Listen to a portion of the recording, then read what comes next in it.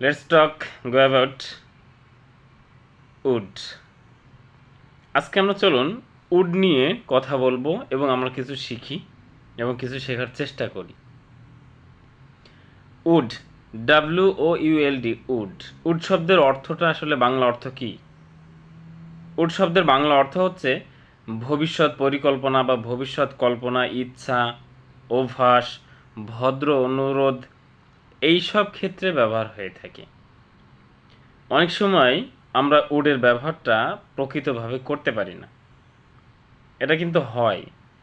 তো চলুন তাহলে নিজে কিছু প্র্যাকটিস করি, আপনাদের কিছু শেখানোর চেষ্টা করি, যাতে করে আমাদের সবার এটা কাজে লাগে। ওকে, ব্যবহারটা আমরা কীভাবে বা কোথায় করতে পারি?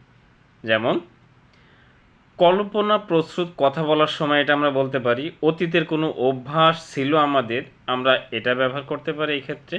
অতীতের ভদ্রভাবে কোনো কিছু চাওয়া, সেই ক্ষেত্রে আমরা ব্যবহার করতে পারি।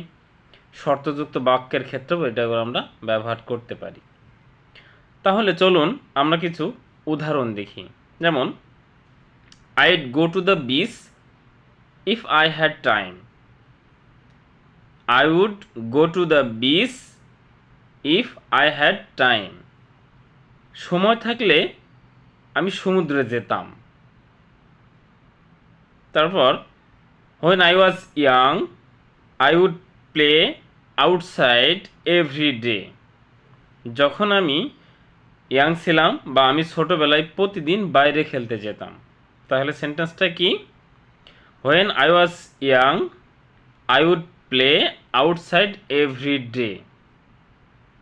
Okay, next. Would you help me please?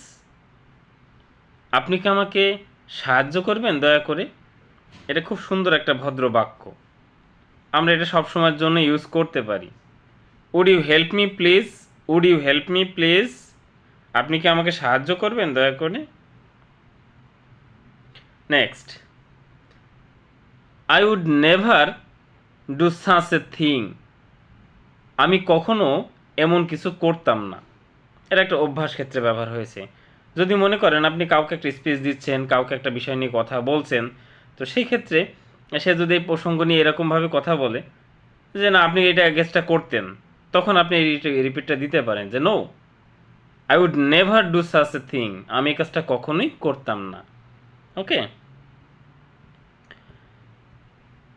ওকে এখন আমরা একটা কিছু সেন্টেন্স বলি, কিছু সেন্টেন্স আমরা একটু প্র্যাকটিস করি।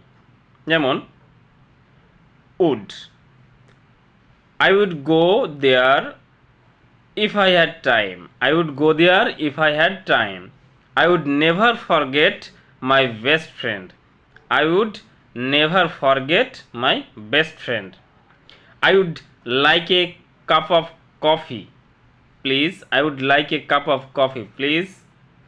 Would you like to join us? Would you like to join us? I would love to travel to Japan. I would love to travel to Japan. এই বাক্যগুলো বলার চেষ্টা করুন, নিজে নিজে বলার চেষ্টা করুন, বারবার বলার চেষ্টা করুন, দেখবেন একটা আয়ত্ত চলে আসবে। ওকে, থ্যাংক ইউ।